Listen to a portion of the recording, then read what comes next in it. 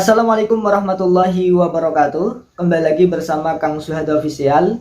Kali ini kita akan membahas tentang postingan akun Presiden Joko Widodo mengenai muadzin dalam sholat Idul Adha. Pada postingan akun Presiden Joko Widodo, di situ dituliskan bahwa adanya muadzin dalam sholat Idul Adha. Sedangkan netizen rame-rame membincangkannya. Netizen beranggapan bahwa tidak ada muadzin, tidak ada istilah muadzin dalam sholat Idul Adha. Oke, ini sangat menarik untuk kita bahas. Kita bahas mengenai azan dalam sholat Idul Adha dalam perspektif kitab kuning. Dalam kitab Fathul Qorib disebutkan pengertian tentang azan.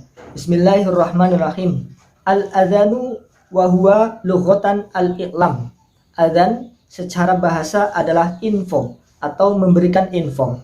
Sedangkan adzan secara syarat atau istilah adalah zikrun mahsusun lil i'lami bidukhuli waqti sholatin mafrudatin.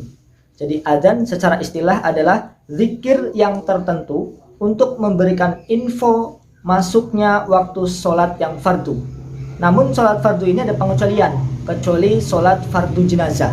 Lalu sholat yang dinazari itu juga fardu, namun tidak disunahkan untuk mengumandangkan adzan. Dan adzan sendiri hukumnya adalah sunnah. Namun untuk permasalahan sholat qadha, apakah disunahkan mengumandangkan adzan? Ini ada dua pendapat.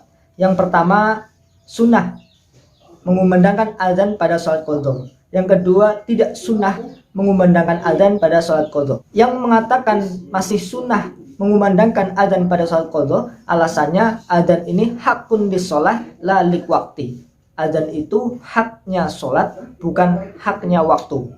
Ini mungkin agak sedikit berbeda dengan definisi adzan yang tadi lil i'lam bi dukhuli waqti sholat al mafruḍah.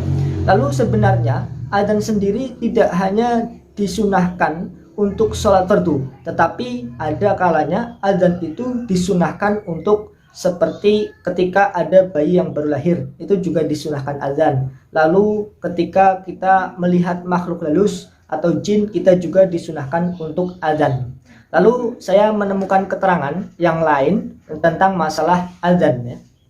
Keterangan adzan dalam kitab Raudhah karya Imam Nawawi, amma ghairul faraid al-khamsi fala adzana laha wala iqamata. Adapun selain sholat fardu 5, maka tidak disunahkan azan dan juga tidak disunahkan iqamah. Sawa'un kanat manzuratan aw sunnatan. Sama saja sholat itu sholat nazar atau sholat sunnah. Sawa'un sunnalaha al-jama'atu kal aidaini wal kusufaini wal istisqa'i am lam yusannu kadduha.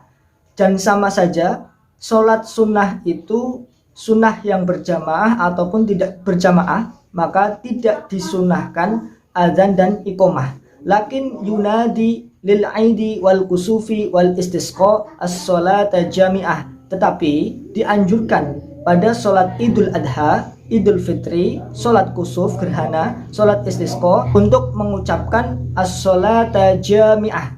Wa kada yunadi lit tarawih idza suliyat jama'atan. Dan juga dianjurkan mengumandangkan as-salata jami'ah ketika sholat tarawih, dan ketika sholat tarawih itu dilaksanakan secara berjamaah. Jadi kesimpulannya, pada sholat sunnah, baik sholat sunnah itu disunahkan berjamaah atau tidak, seperti sholat Idul Adha, sholat Idul Fitri, sholat kusuf, maka tidak disunahkan mengumandangkan azan ataupun iqamah. Tapi ketika pada sholat sunnah yang disunahkan berjamaah seperti sholat Idul Adha, Idul Fitri, kita dianjurkan untuk mengumandangkan lafal as-sholata jami'ah.